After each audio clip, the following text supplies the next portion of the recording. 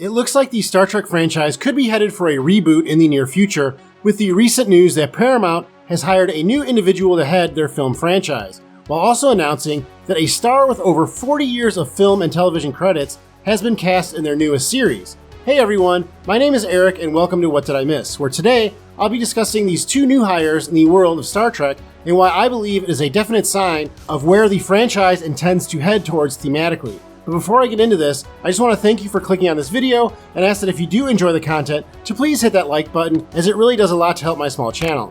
First, I want to discuss the news that was sent out directly from the Star Trek website, which is that actress Holly Hunter has signed on to be a lead character in the new yet-to-be-released series Starfleet Academy. This show is set to take place in the 32nd century, where the crew of the USS Discovery currently resides. And while Miss Hunter is the first official cast announcement, it is likely that one or more actors from Star Trek Discovery will also return. Holly Hunter has had a storied career in Hollywood and has earned the rare distinction of having won an Academy Award, an Emmy Award, and a Golden Globe. She is best known for her roles in films such as The Piano, Raising Arizona, Oh Brother Where Art Thou, and is the voice of Elastigirl in The Incredibles. The only details listed concerning her character are that she is the Chancellor of Starfleet Academy and that her rank is Captain, meaning that she is in charge of the cadets as well as the officers training them. The only other Chancellor of Starfleet that we have seen on screen before was Admiral Jean-Luc Picard in the second season episode of Star Trek Picard, named the Stargazer. Throughout the third and fourth seasons of Star Trek Discovery, we learn that Starfleet Academy as well as Starfleet headquarters have moved off-planet and are no longer on Earth. This leaves open the possibility that Starfleet Academy could now be a ship instead of a fixed location, which would make the show more interesting. Variety, who first broke the story, also revealed that Star Trek Starfleet Academy will begin shooting in Toronto later this summer, and features the largest contiguous set ever constructed for a Star Trek series, which includes a central academic atrium that will span 2 stories and contain an amphitheater, classrooms, a mess hall, and a walkway lined with trees. There is a chance that audiences could see this new series in 2025, but it's more likely that the show will air in the first half of 2026. But it seems like Paramount and the people in charge of Star Trek are putting a lot of resources into this new project, which they hope will begin a new era for the franchise. Speaking of new eras, it seems as though we are about to enter the 4th era of Star Trek films, as it is being reported by multiple outlets that Simon Kinberg has been hired to produce at least one Star Trek film, if not several. This new film, which I have been talking about on my channel for months now, would not be a continuation of the Chris Pine-led cast and instead be a fresh start with an entirely new group of characters and set in a different time period. In fact, The Hollywood Reporter states that this film is said to involve the creation of Starfleet and humankind's first contact with alien life. This is really interesting because both of these events have already been witnessed on screen. The creation of Starfleet was shoehorned into the finale of the series Star Trek Enterprise, and humankind's first contact with alien life was depicted in the aptly titled film Star Trek First Contact.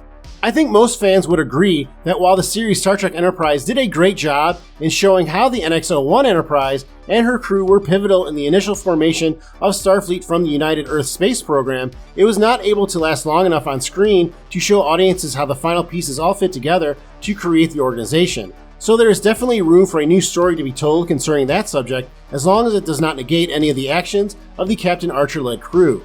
However, humankind's first contact with the Vulcans is a moment that I believe most Star Trek fans would agree was depicted on screen quite well in the aforementioned film. I would even bet that Star Trek First Contact is a movie that most fans would count in their top 3 of all-time Star Trek movies. So going back and retelling that story may prove to be a bit more difficult, but after hearing that Simon Kinberg was hired to produce this project, I believe I understand better how these events will be handled. If you have never heard the name Simon Kinberg, that is fine, but I doubt that you have not seen one, if not many, of the films that he has either wrote or produced over the last 2 decades. He is most well known for either writing or producing all the films concerning the X-Men characters since the 3rd film in that franchise. This includes the very popular Deadpool films, the standalone films concerning the character Wolverine, as well as their team-up movie set to release later this summer. Along with these movies, he has written and produced dozens more, including the sci-fi film Elysium, which I love and I think is criminally underrated. Unfortunately, often in Hollywood, you're only remembered for the last thing you did, and since Mr. Kinberg also directed the last film in the X-Men franchise, named Dark Phoenix, many people somehow overlook the decades of success that he had with the X-Men franchise, one that still stands as possibly the greatest continuous narrative of any superhero franchise, including the Sony Spider-Man films and the MCU. But why does this hiring say anything about where the Star Trek franchise is going. The X-Men films were popular for many years, and they were able to do this with more than one cast. In case you have not watched those films, you may not be aware that the first three followed one cast of characters, and then the fourth film, titled X-Men First Class, introduced a younger cast playing some of the same characters set in a time period decades before the first X-Men film. This culminated in the 2014 film X-Men Days of Future Past, which Simon Kinberg wrote, where the new younger cast was able to share the screen with the cast from the first three films, effectively making both storylines congruent. If this new Star Trek film is set to be the story of the foundation of Starfleet and humankind's first contact with an alien species, then it sure sounds a lot like what Simon Kinberg did with the X-Men, which is start a fresh narrative with a younger cast at an earlier point in history, then eventually have the cast from this new film interact with the cast and characters already established in the franchise. Now, I know this type of story isn't exactly a new concept for Star Trek fans, as the film Star Trek Generations included a handoff of sorts between the cast of the original series and the Next Generation. But back then, the franchise only had to worry about the canon storyline of the USS Enterprise, and since then the universe has grown exponentially.